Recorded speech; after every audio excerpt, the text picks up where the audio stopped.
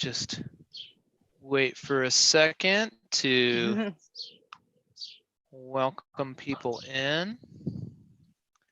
Let's see. See if I can live. And there's a little bit of a chat section. Great, you seeing us there? Yeah, I do. Awesome.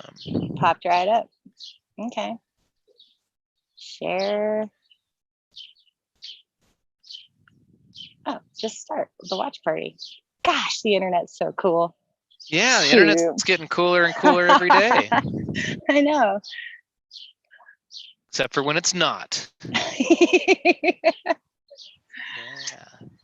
I don't know if you caught a lot of building down, but that happened a lot this weekend. People were hearing ourselves twice on some funny things. Yeah. All right. Well, it says we've got 7 people plus watching us now. Apparently this is working. So let's hang out with the public. Barbarella, welcome. Thank you. Yeah. Hello, hello.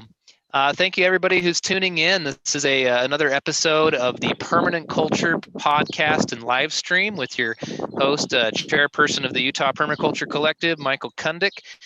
We're doing our live stream a little different today. We have a local gardening hero, in my opinion, Barbarella Roller. Her and I have been, I think, quietly competing for the most amount of garden installs that we can do for our community this year. And you know, she's really great. She's taught me a lot about soil fertility here in my own garden. I have a worm pit now, thanks to her tutorage a few years ago.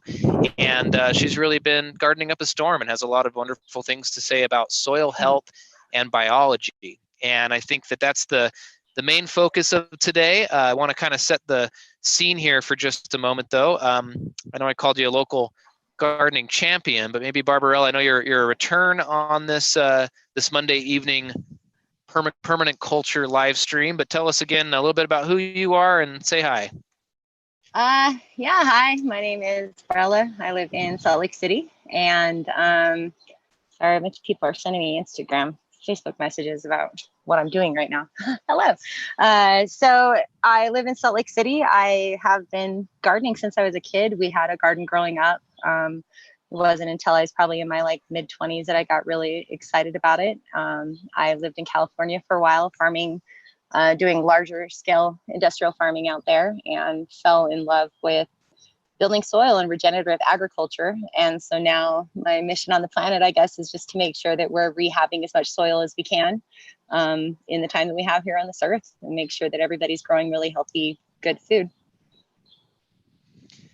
I think that's one of the most beautiful personal missions I've heard in a minute, is to cultivate and heal as much soil as you can while you're here on Earth. Why is soil health something you would have a life mission for, Barbarella? Well, a lot of people don't know how detrimental the way that we've been doing agriculture for the last 100 years has affected our natural environment. A lot of the ways that people are doing kind of totalitarian industrial agriculture, where they're doing monocropping and feeding a bunch of synthetic fertilizers into the ground, is creating, I mean, everyone's heard of the Dust Bowl. It's creating an environment where we're not cultivating living soil anymore. We're just growing kind of unhealthy plants. The healthier your soil is, the more nutritious your food will be, and the more healthy your entire ecosystem in that area will be. So if you have healthy soil, then you have a healthy ecosystem, and everybody, all the organisms in your environment can thrive. Beautiful. You know, it's crazy to me that you said, a lot of people don't realize how damaging conventional agriculture can be for our soil. And I also think there's still just not enough soil nerds. I think until we have every last human converted to this understanding of soil, it still won't be enough humans on board. So maybe let's hit some of the basics again about soil. I mean, it's not just dirt, right? What's going on with soil, Barbarella? Well, the difference between dirt and soil is that soil is a living organism. There's millions of little microbes that are living inside of soil that make it a living organism that has a symbiotic relationship to the plants that you grow.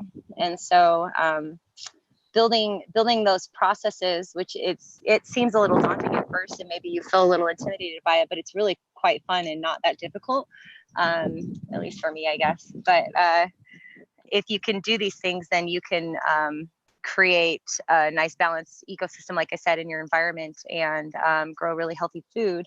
So what you want to do is create an environment where these microbes want to live.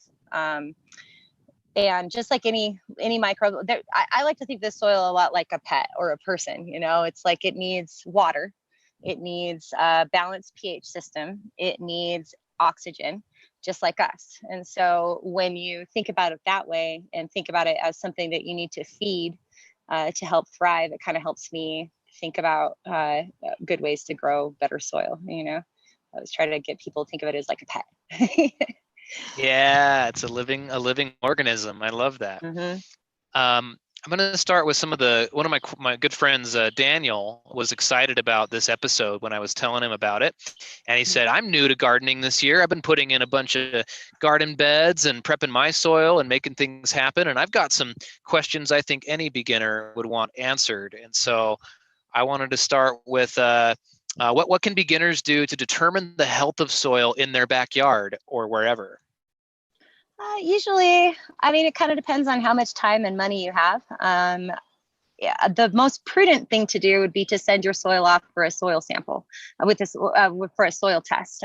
There's a lot of, like, the Utah State University has agricultural extensions, and you can send your soil off to them, and they can tell you about the structure of it. They can tell you about the different minerals and nutrients in there and tell you where you're off balance. If you don't have that ability, they're kind of junky little tests that you can get from the different types of agricultural stores or Home Depot or something. I've never really used those, so I can't really speak to those. Maybe you can, but mostly I would just say start with some nice fresh organic material and some good amendments, and go from there. You know, I didn't have a lot of money while I was starting my soil. I planted a huge garden last year. I started from scratch, and so I didn't have a lot of money to do things like send my soil off for testing. I didn't really have that extra income. So I just put things inside of my soil that I knew my plants would want, and worked on getting a lot of organic material inside of it, which can vary quite a bit depending on what you have available to you. But that's a good way to start, is testing it if you can. So I like that testing for the A+ method. Yeah. Have you ever done I've never done any of the cheapy strips. I haven't. No. Yeah, and I'm actually pretty bad about actually getting around to soil testing. I know I keep hearing this, and I'm sure when I become one of those snobs, I'll be really proud of myself. But I'm kind of like you as well, Barbarella, where I know what soil wants to be a happy living thing and feed plants, and it has to do with good amendments, and especially compost is so key, of course. I've got a question online. Michelle is asking, how about magna soil? There's hard water concerns. What would you say to that, Barbarella? Hard water concerns is as going as far as, say, like a pH content, or are we talking about like a lot of minerals, or we might have to get more detailed on that question. I think maybe zooming out just a little bit is that soil, it's good if the darker brown it is, like that richness of that humus being present is really a good indicator. If it's really like hard and not workable at all and super dusty, like good soil has some moisture to it, and it has that organic matter. It's darker. Like when you first get your hands in some really good finished compost, you'll know what it means to have a lot of organic matter there in the soil that feels spongy and just like almost smells delicious. Like I know it in springtime this year when I started working my beds, I was having like pretty much a spiritual experience, uncovering my mulch and starting to mix up my soil and just smelling it and feeling it. You can kind of tell that way too. That was another thing I was going to bring up as far as testing your soil quality from the beginning. One thing I tell people to do is to just water it. You don't want to just get like a straight shot from a hose. You want some sort of like sprinkly, showery water situation. I could probably actually just kind of show you that.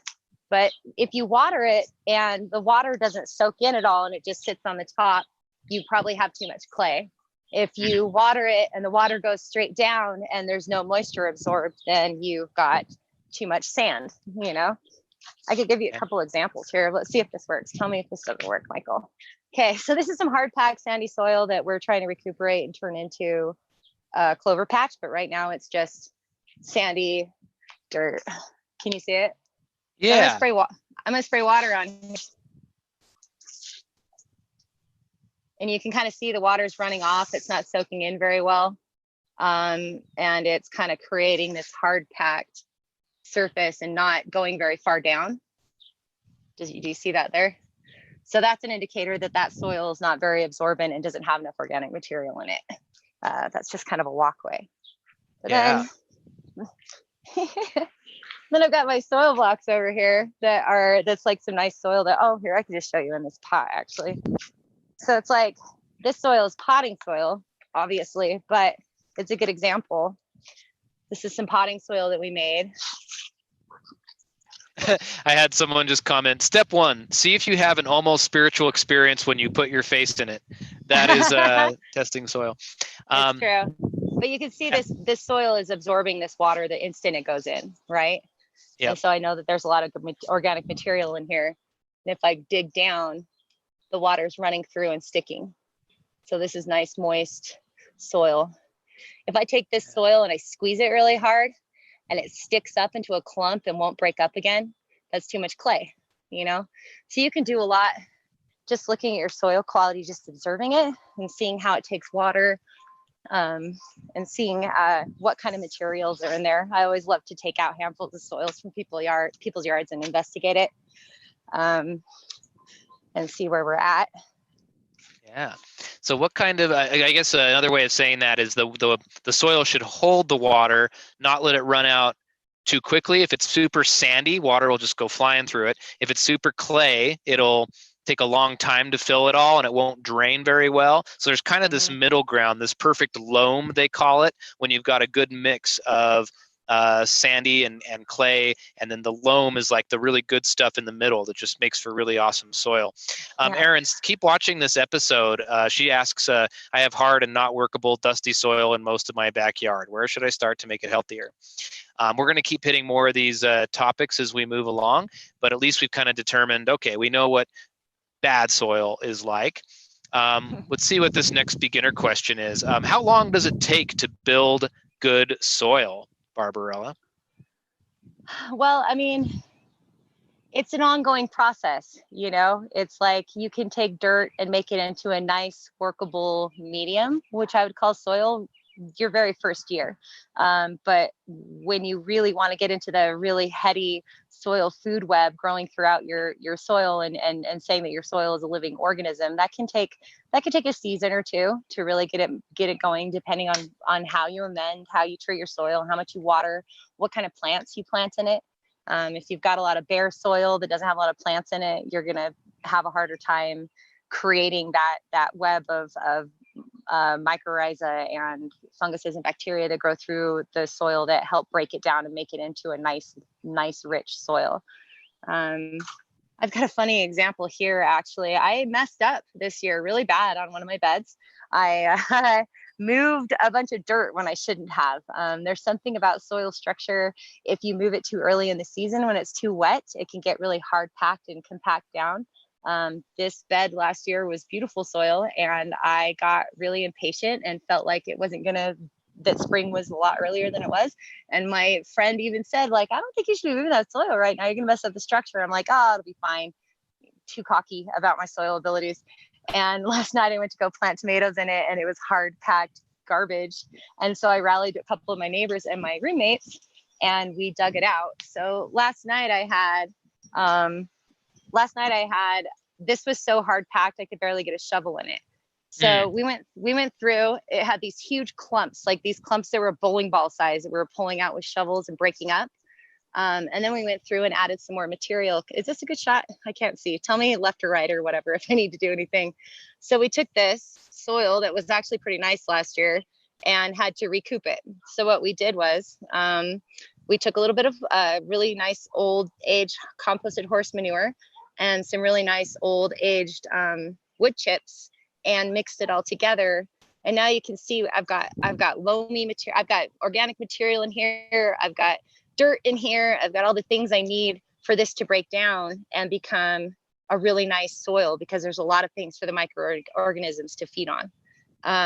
But I would call this soil, but I just made it, so it's like, this is soil, but the soil behind me that I've been working on and putting compost tea on and amendments on, I would also call soil, but there's different qualities to that. So gotcha. It's hey, kind of a Barbarella, funny question. Can you turn your phone horizontally, and will it get with the program and give us a little better view? Hey, is that better? Yeah, that looks great. Thank you, Daniel Foster Smith, for commenting about that, making us more pro all the time. Video. Nice. People love the horizontal. Yeah. Good tip. All right. So when you said how long does it take to build good soil, I would just say, like, you could do it overnight, right? If you, just like Barbarella just did, bring the compost in, bring the amendments. I like to use things like azomite and humates, and alfalfa meal or blood meal or some kind of nitrogen, and you can wet it down a little bit after mixing it all up, and boom, you can have good soil if you're willing to put in the work to mix it all in one place. I mean, heck, for those that are doing like garden boxes, you could have good soil just by going down and buying the pre-mixed garden box soil and just throw it in there. It's pretty good soil. But one lesson I think that applies to most gardening and most projects in general is, imagine a little triangle, and you have the options of good, cheap, good, fast, and what are they? Hold on. Good, fast, and cheap. Okay, good, fast, and cheap. Pick two of them, right? So you can have soil overnight, but it's not gonna be cheap, because you got to buy the stuff and put in the time to do it. Anyway, sorry to go on a tangent there. Good soil can happen really quickly, but long-term soil, like, think about the best soil in the world is like in an old growth forest, right? Where logs have been falling and decomposition's been happening and mushrooms have been growing and leaves are falling, and it's just like this ancient, deep, organic humus that's been building over decades and longer than that, right? Hundreds of years. And so, it's kind of, I think, to answer that question, there's kind of a speedy approach, and also just building soil over time by doing the compost teas and adding compost and making sure plants are growing on it, and some other tips we'll get into. Yeah, because it takes several months for things like mycelium and some of the mycorrhizae to grow inside of the soil. So if you're saying you want really balanced, heady soil, I would say a season, at least, if you're working on it. I also put humates in my soil last night too. I didn't tell you. I'm actually sitting on the bag. Nice. But yeah, I put humic acid in there as well. One of the nice things about living in Utah as well, or any area that has really defined seasons, is if you can prep your fall beds and really layer on the good stuff, leaves, maybe manure, maybe compost, whatever, get your beds ready for the winter. We have this lovely thing that happens where the process of winter just like cooks everything and gets the soil really good. So fall prep is just as important as spring prep, and you can really build incredible soil in just a season. I do something kind of untraditional with the way I saw. Actually, I'm kind of jumping ahead. I saw one of those questions that you posted that your friend Daniel asked about compost. And one of the things I do in the winter time and in the fall is I put my compost items, like my food scrap and stuff like that, I put that directly on my beds. And then I put straw on top of it, and then I layer a little bit more of the compost, and I put, like the compost scraps, not compost, but like my food scraps. I put those on the bed, layer it with straw, put some more food on the bed, layer it with straw, and then I leave it all winter. And I just tell my roommates, I'm like, okay, we're done with that bed for now. We're moving over to this one. And all winter, we're just live composting and insulating our soil. So in the spring, when we peel that all the way, all the food scraps are gone. There's a little bit of straw left, and the worms are stoked. They're just running around. They're all insulated and warm, and have tons of food to feed on. So they're you kind of get a jump start on the activation of your soil in the spring. So that's basically sheet mulching that you're doing there. Pretty much. Yeah, it's like active sheet mulching, live action sheet mulching, you know. I love it. Whenever I have people getting new into that, I always recommend Toby Hemingway's bomb-proof sheet mulch. If you look up bomb-proof sheet mulch on Google, you'll find a great recipe for doing just like what Barbarella was describing. Cool. Let's take another question here from Daniel. He says, what are things to consider with in-ground versus raised beds where soil is concerned? Raised beds, I'm not a huge fan of raised beds. I don't actually utilize them. I've never really grown in raised beds before. The reason for that is because I feel like they are really drying.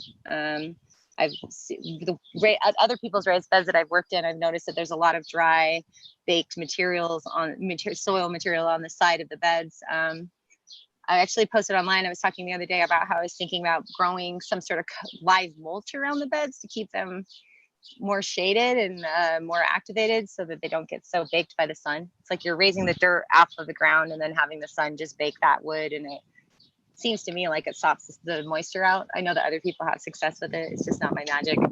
So I mostly like to keep it close to the dirt. I'm kind of a natural sort of dirt witch. I like to keep everything all close to the ground and like just as natural as possible. And I kind of let things grow around my garden, like alfalfa and clover and on the edges, and kind of keep it a more food foresty natural look.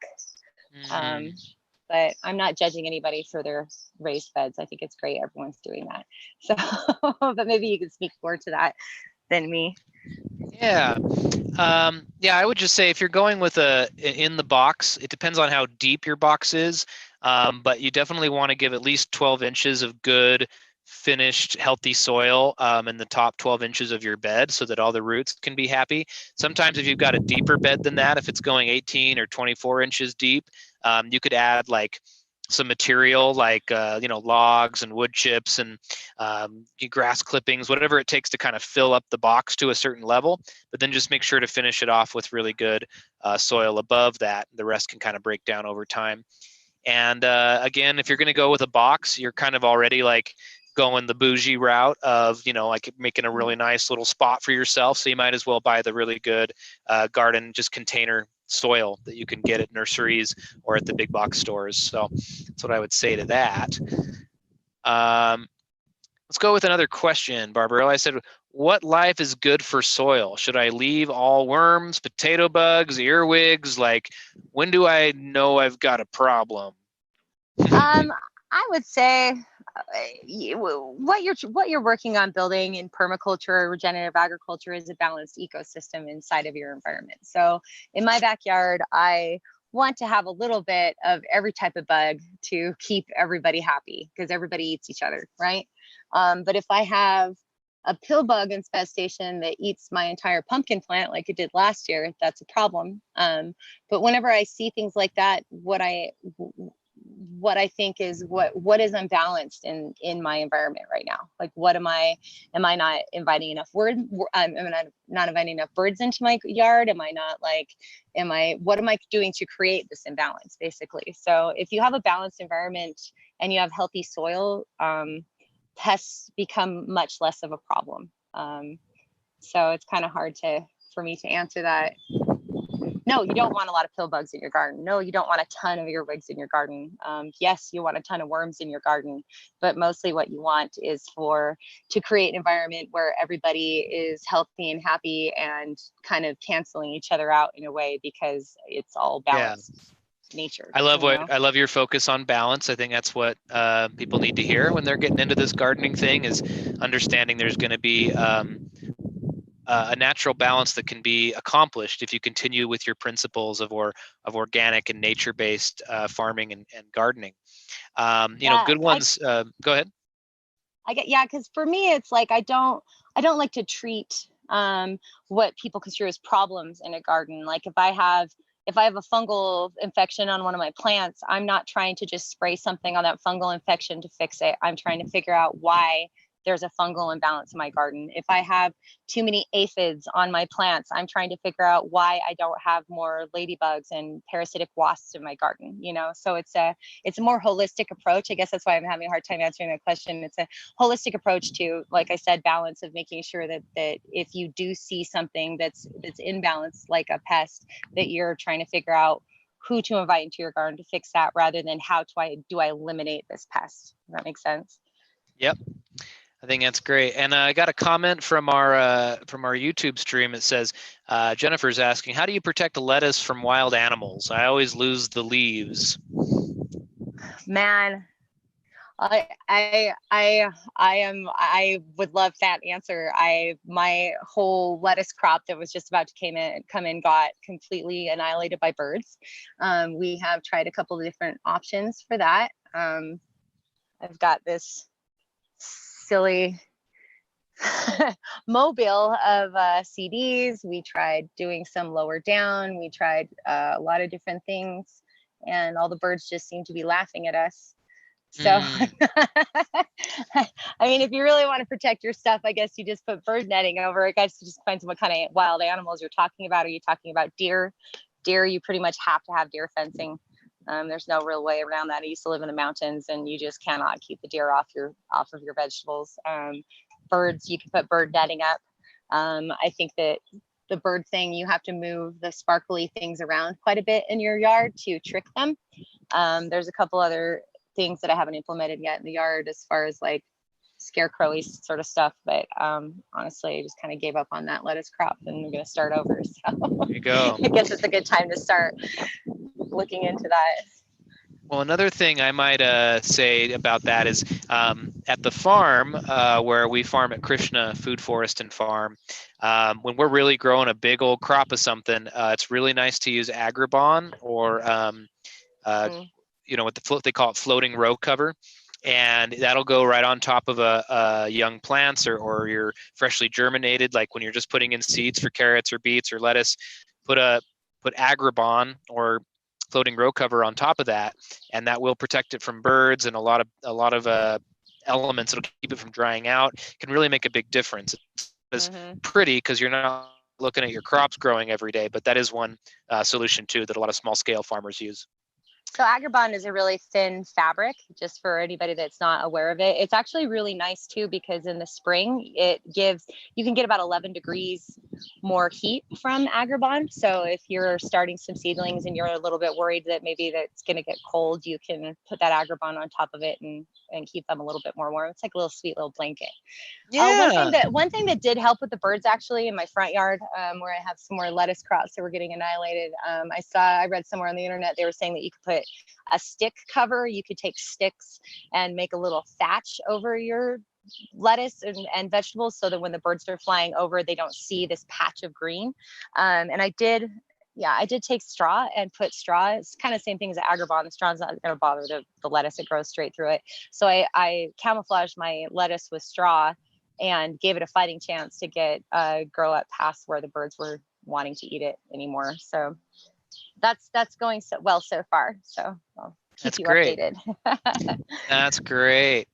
All right. Well, thank you for letting me ask all these questions. I think the next one here from our contributor is, if I'm not going to do a whole compost ordeal at home, what kitchen scraps could I put right into or onto the soil? That's a good beginner question. What would you say to that, Barbarella? It probably depends on who you ask, what they're going to answer for that.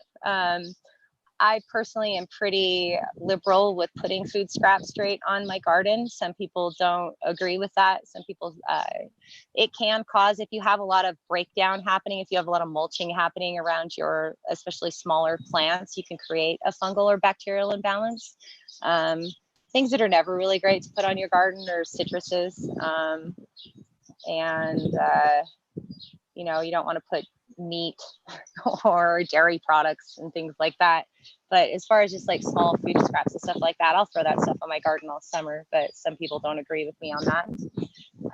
I have another method I can go over here and show you guys another method. If you don't have space for, sorry, it's kind of windy right here. If you don't have space for a full composting setup with your food scraps, but you definitely want to save them for your garden, you can do some worm bins. I've got a couple examples of worm bins here. So one thing that you can do, this is kind of the medium scale. I mean, the large scale is what Michael was talking about earlier, is a worm pit. Mine's in a little disarray right now. Can you see it? Yeah. Got a big worm pit in the garden. This was actually about 3.5 feet taller a couple weeks ago, and the worms are going absolutely insane right now. I'm having a hard time keeping up. That's large scale. If you've got an area in your backyard, you want to make a little pile, put some worms in there, you layer it with some dirt and some brown material, and then your food scraps, and you just keep doing that. You can contain that pretty small. If you have a little tiny area, but not enough where you want to have a big turning compost pile that's going to be rotting down for 1.5 years. This is another way to do it. These are worm boxes. I wish I could see what you guys can see. You tell me left or right. Right, just a little bit. You're right. Your right is this way. You're great.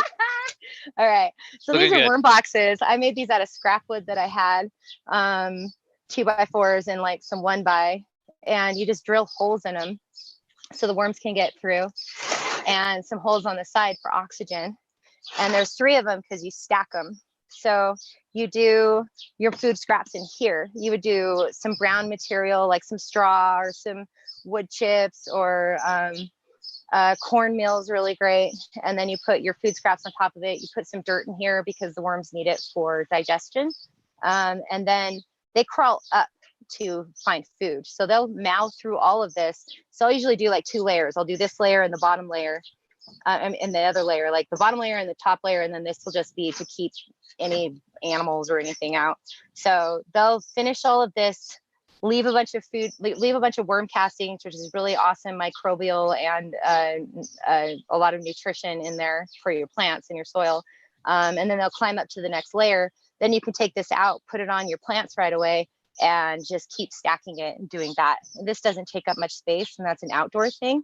If you live in an apartment and you can't do that, you can do the same concept with buckets. So I've got, I mean, these are painted buckets. I wouldn't use these, but this is just give you an idea. So I would do the same concept. Lego. All right. So I would do the same concept. I would take this bucket, I would drill holes in the bottom of it and on the sides for oxygen, and then just put your food scraps in there with a little bit of brown material, a little bit of dirt so they can digest it well. And then when you think about it, in a bucket, you only have about this much space in the bottom of it. So that's about how much food scraps and worms you have. So it doesn't have, if your balance of worms is correct, and it doesn't have, if in the moisture balance is correct, then you can get those worms to break that down really quickly. And same thing, you can just keep stacking those and rotating them out and putting that onto your soil. The nice thing about the bucket is you can put a lid on it. And so I have people that keep these under their sink in their house or down in their basement or in their laundry room. And if you're doing it properly, it shouldn't smell. It should actually smell kind of sweet. So that's a few ways to get rid of your compost, or you can just throw it on your garden like I do. Great. I might speak to that. Hold on. Let's see. Unpin the video. Okay. I'm convinced that red wiggler compost worms are the best urban solution for composting, and with my worm pit, my family, my little household goes through a lot of produce, and my worms are always keeping up in my pit. Now I am having a little bit of a harder time utilizing I'm using so much of my pit this year. I'm not really doing any other kinds of composting, that I'm having a hard time harvesting the worm castings at the rate that they're moving through everything. So which is where the buckets or approach might be good, or the worm boxes might be good. Daniel is saying, where can I get some worms? How many should I use? Do you have a good source, Barbarella? Yeah, there's this guy named Bruce the Worm Guy. You just Google him. He has such nice worms. He's got the composting worms. So worms, there's a lot of different types of worms. You know, I have I have my mother worm pile has 12 different species of worms, but you don't need that many. Usually I'll suggest to people, if they're looking for worms for their garden in general, to get some of the composting worms like the red wigglers or Alabama jumpers, but red wigglers are my favorite. And those do the first like 6 to 8 inches of your soil or your compost. They don't dig down very far. They're top dwellers. And then you have worms like European night crawlers or African night crawlers that will go 10 feet down into your soil. And all of those things are really important. But if you do have a nice soil balance, then there should be worms that are just starting to come around and breed and get really excited about moving into your hood. But as far as your composting buckets or something that you're doing like a composting pile, I would say red wigglers all the way, and Bruce and Worm Guy's great. It really just depends on the kind of space that you have. And there's a lot of factors involved in how many worms. I would just say that you start, if you don't have a ton of food scraps, start small. Maybe just get like a half pound or a pound of worms and put a little bit on your garden, put a little bit in your buckets and see where you're at. If the food is getting moldy before the worms are getting to it, then you need more worms or less food. If the worms are going through it really quickly and you seem like you can't really keep up with it, then you might want to put some of those worms on your garden and split them, because they can completely double their population in about 2 months. And so it's really a nice renewable source of nitrogen and microbial growth in your garden. So it's really worth the investment, and they're really not that expensive. Great. Yeah. So big fans of red wiggler compost worms. Thanks for the source there. And then Jennifer Lawrence on YouTube, she's saying, your nails look so good. How do you not bite them? I don't know if she's talking about my guitar nails that I love or she's talking about yours, Barbarella. Couldn't possibly be mine. My fingernails are full of dirt and are all broken and disgusting, as are my hands. There you go. So I'm the one getting made fun of here for my guitar player nails. And yeah, I'm usually wearing gloves when I garden, which is, I know I get I always like to get them dirty at least once every day though, because that soil is good for your mental health too. It's proven to have some good things for you. Yeah, we're missing a lot of humic and fulvic acid in our body, and so if you get some of that dirt in your mouth, it'll help your digestion, because your stomach is also a compost pile, Yeah. Let's see. I think I had another final question from Daniel, our contributor. What does the life cycle of soil look like over a period of years? How would you respond to that? The life cycle of soil look like? I'm not sure in regards to what. One thing that maybe what is your maintenance? Maybe how do you treat your soil? Maybe on kind of a cyclical basis. Maybe is my interpretation of that question. Okay, well, I'll hit it a couple different ways. Like you were talking about forest soil earlier. Forest soil is the best soil on the planet, basically. Because it's been breaking down and things have been adding to it. So I would say a life cycle of healthy soil is one that is constantly having organic material added to it and broken down, and has all of its worker microbes and worms and microorganisms in there doing their job. So, and as far as like the life cycle of how I take care of my soil personally, it kind of depends on where I am. I mean, it was a lot easier to maintain soil in Northern California than it is in the desert. But it's not impossible. One thing that I like to do is cover crops. When you're in the spring or in the fall, or both, depending on your soil quality and what the time restraints that you have and what kind of crops you got growing. You can plant different types of plants that will pull nitrogen from the air and fix it into their leaves and their roots. And what you do is, I've actually got a cover crop growing over here. Actually, all of this is oh cute. There's two little ladybugs getting it on. This is a alfalfa and clover cover crop that I planted last year in this new bed, and I liked it so much I left it. But there's a lot of different types of cover crop that can be grown for different things. Like if you're looking for soil quality, if you're looking for a biofungicide, if you're looking for something to get rid of specific types of pests, like those are all types of things that you can look up and research different types of cover crops that will help affect your soil in different ways. But mostly just at a base level, it pulls nitrogen out of the air and adds it to your soil and organic material. So this is a Hugel mountain we built this year. And I've got buckwheat. This is buckwheat and peas growing right here, both excellent nitrogen fixing plants. And so I'm going to leave the buckwheat because the pollinators really like it. But as soon as I have a friend who's going to make simple syrup out of the flowers off these peas. And as soon as we pull those flowers off, I'm going to chop these down and just leave them straight down on the soil. Material to it. Oh, did I? Almost lost you. You still there, Barbarella? Come back to us.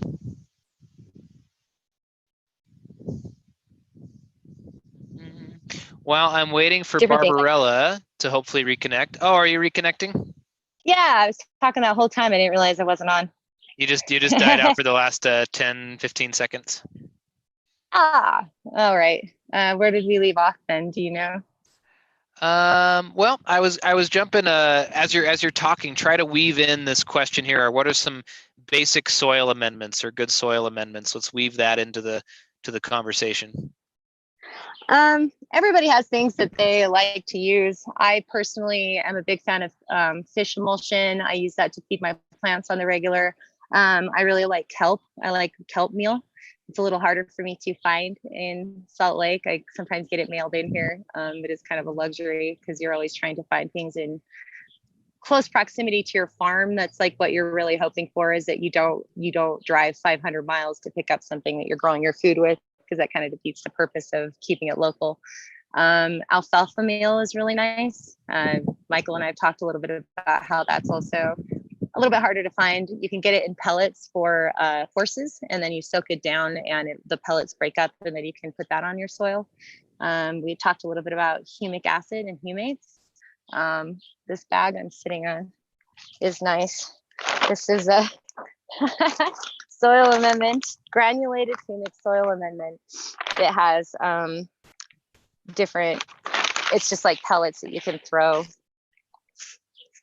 onto your soil and mix in. And that humic acid is really nice. It's I liked what James Loomis described it the other day. It's like, he said it's like a workbench for your microbes, which I really liked. It's like for a place where microbes can hang out and propagate and have a place to be. I also have heard it described as the battery of your soil, because it's where all the power is stored, the energy is stored. So definitely humic acid. Michael had mentioned azomite earlier. That's something that's actually harvested here in Utah, and it's a nice mineral rich amendment. Anything else? What do you use, Michael? Those are my main ones: the azomite, the humates, and some kind of nitrogen source. Utah crops, Utah soil generally has enough phosphorus and potassium, and then just adding that compost any chance you get, especially that worm casting compost. That's the best. I would say if you don't have money for any other amendments, just get some buy some compost. Like that's better than nothing. So you can get really heady with all the amendments that you put in, or you can put in the work and just keep breaking down organic materials that are those nutrients to your soil naturally. Well, great.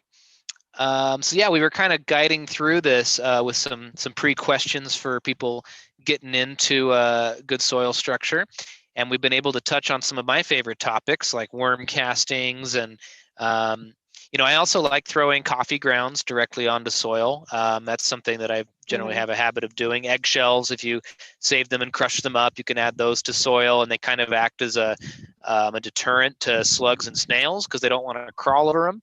And a long-term addition. And they break down and get calcium and magnesium. Sorry, I didn't mean to interrupt you and say the thing that you're about to say.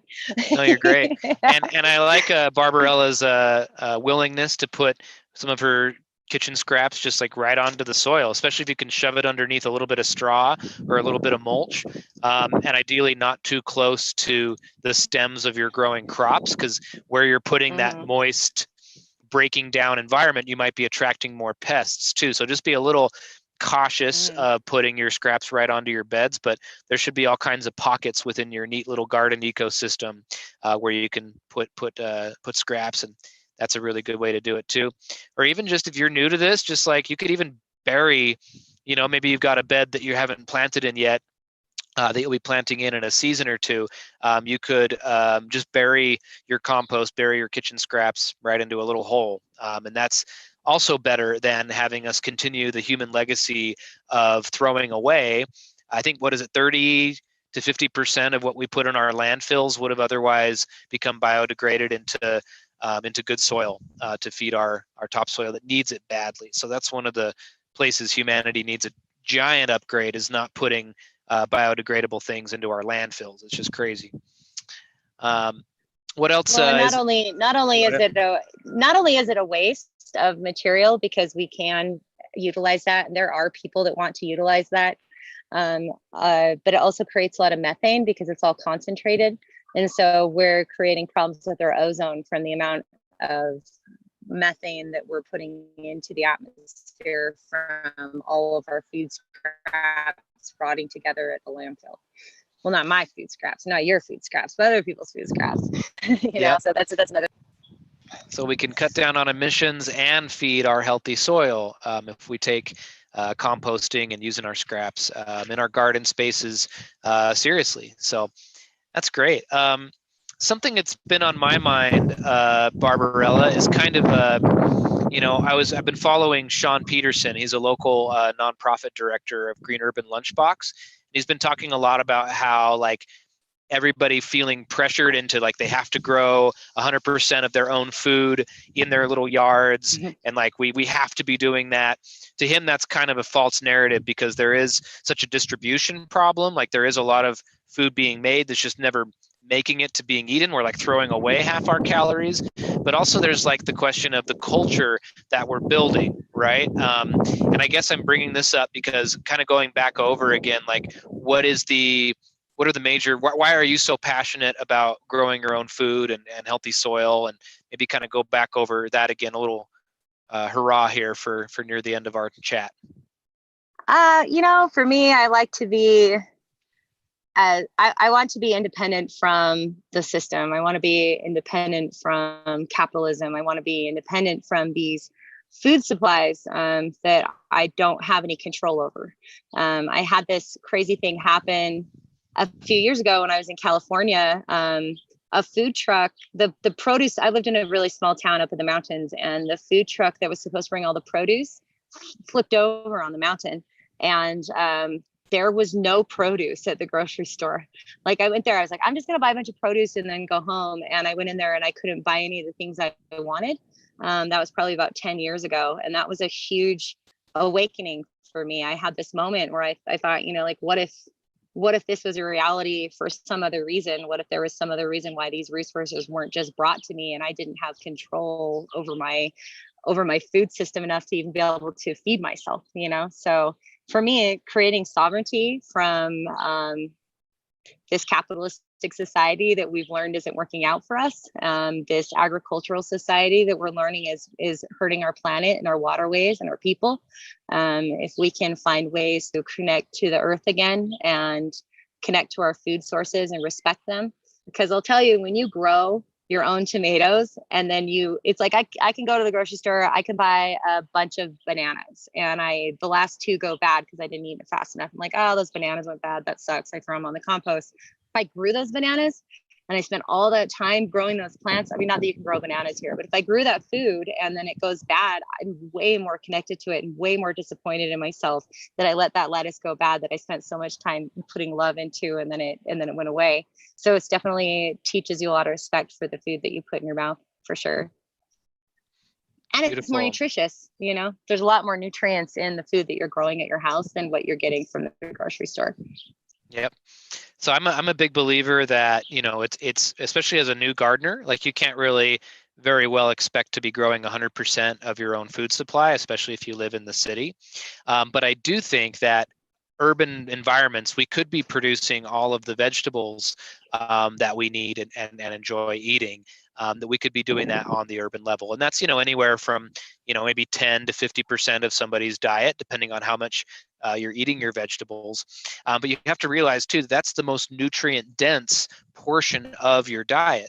And so if you're getting all of your vitamins and minerals from healthy organic soil that you're loving and you're growing either at your own place or somewhere nearby you or a community garden, you are going to be insanely healthier. And I think our whole society would have benefits from their own physical bodies, their mental health, their ability to be resilient, have meaningful activities, which kind of brings me to wanting to congratulate you on the recent Catalyst article about the Neighborhood Resiliency Initiative that you and I have been working really hard on, amongst many others. Maybe how's that going? Maybe talk about what it would be like to get involved with the Neighborhood Resiliency Initiative and how it's been showing up for you. Yeah, so Michael and I and some other awesome people in the steering committee started this thing. It was something that was kind of naturally building, I feel like, over the last few years. People, when, the snow starts melting and my voicemail and my inboxes keep blowing up, people asking all sorts of questions about how to grow food. This year, it started to get a little overwhelming. I'm like, wow, everybody's really interested in their sovereignty this year and really interested in growing their own food because they're feeling like they want to take control over their lives in a way that's really cool. So we decided to organize it a little bit better. What we're doing is working to organize people by neighborhoods so that you can go, and if you're a landowner and you've got space to garden but you don't know how, we can set you up with an organizer in your neighborhood who knows how to bring people together, who knows how to bring volunteers together, who's working with some of the people in the steering committee to find resources that you need for your garden. If you are a mentor, if you're somebody who knows how to garden and maybe you don't necessarily have time, you really want to get people motivated to go garden, right? But you don't have time to go out and physically show them. Maybe you can mentor some people online and show them what you're doing and answer their questions. So maybe you're a person who really loves gardening and you love people growing their own food, but you don't have any of those skills and you don't have any of that time. Maybe you know how to build websites. Maybe you know how to do spreadsheets really well. Maybe you know how to do media, any type of multimedia sort of situation. Like all of those things are necessary inside of this organization. And it's been going really awesome. We've been connecting neighbors together. I've never felt closer to my neighbors or my community. And we're getting so much food planted just on my little block, all working together to make sure that everybody's got what they need. And everybody's got different needs. My neighbors next door have never gardened before, but we have other people who know how to garden really well. The community center across the street, we've been building resources over there, so we have all the resources we need for that. And it's brought everybody together in a really cool way in such a weird time when you really should find more unity inside of your neighborhoods and inside of around the people that are directly affecting your house, so it's been a cool thing, and I think everybody should get involved. It's did you just type the website out on the group chat? I did neighborhoodresiliency.com. Sign up. We've got a handout that you can take, that you can print out, or if you don't have the resources to print it out, hit somebody up and we'll get you some. It's just an invite to people in your neighborhood to join the Neighborhood Resiliency and get involved. So it's like you can say, hey neighbor, my name is so-and-so and I have an interest in growing food in our neighborhood. If you're interested too, hit me up. And you put your phone number or your email or whatever you want, and they can either go on the website or contact you and get plugged in. And it's just kind of something that's just starting to roll and get going, and is really exciting to think about getting more people involved in the gardening community. So definitely check it out if that sparks any interest in you. Awesome. Well, thank you for doing this tonight with me, Barbarella, and being a guest on the Permanent Culture live stream and podcast. Your garden looks beautiful. And Thank you. Barbarella Roller on Facebook. Do you have maybe any other way that you'd want people to reach out? Like if they have any questions, are there certain groups that you're watching, like Facebook groups, or like an email you'd want to give, or anything else if people want to follow up with you directly? I think probably Facebook's a great way to do it. Or I definitely am watching anything that has permaculture and Utah or Salt Lake City involved in the title. I'm probably in that group on Facebook. So you can definitely find me there as well. Great. All right, plug in. There's lots of resources out there for people, and we're trying to build this permanent culture of healthy, resilient communities, and learning about soil and how to grow your own food and interact with a complete healthy ecosystem is a huge part of what that future looks like for people. So, thanks for reinforcing all that, Barbarella, and hope you have a beautiful rest of your evening. You too. I'm gonna go plant some food. Okay. See you later, guys. Okay, bye. Thank you.